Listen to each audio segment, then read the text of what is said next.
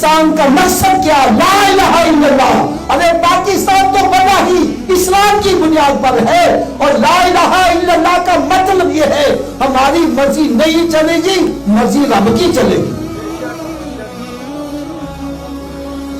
میں نے کہا جس کو اپنی مرضی چلانی ہے وہ کسی اور ملک میں چلا جائے، ہمارا ملک تو بنا ہی اسلام کے لیے ہے، اس کی بنیاد ہی اسلام ہے۔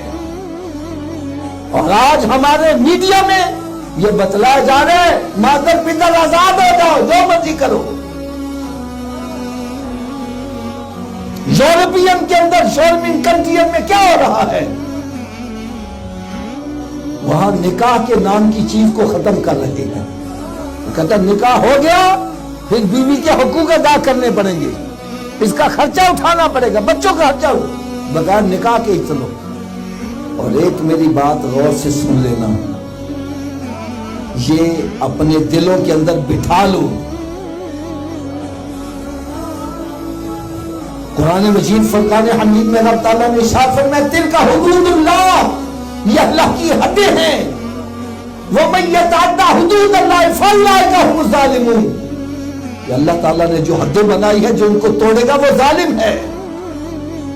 حدیث مبارکہ میں آتا ہے مومن کے لیے دنیا قید خانہ ہے اور منافق کے لیے جنت ہے۔ ارے قید خانہ کیوں ہے؟ قیدی کے لیے باؤنڈری ایریا ہے، یہاں جانا یہاں نہیں جانا، یہ کھانا یہ نہیں کھانا۔ مومن کے لیے بھی قیدیں لگی ہیں، حلال کھانا ہے، حرام شادی کرنی ہے، زنا کے قریب نہیں جانا، دودھ پینا ہے، شراب نہیں پینی، محنت مزدوری کرنی ہے، جوا نہیں کھیلنا، رشوت نہیں لینی، سود نہیں کھانا۔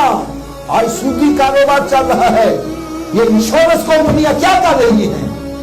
فکس پہلے کرتی ہیں، اتنے سال کے بعد تمہارے پیسے ڈبل ہو جائیں گے، اور جس پر مقرر کر لیا جائے وہ سود کے زمرے میں آ جاتا ہے۔ اور آج دھڑا دھڑ یہ کام ہو رہا ہے۔ آپ کہیں گے حافظ صاحب ہم مسلمان ہیں، ان حدوں کی حفاظت کریں گے، حدوں کو کراس نہیں کریں گے، پھر ہوگا کیا؟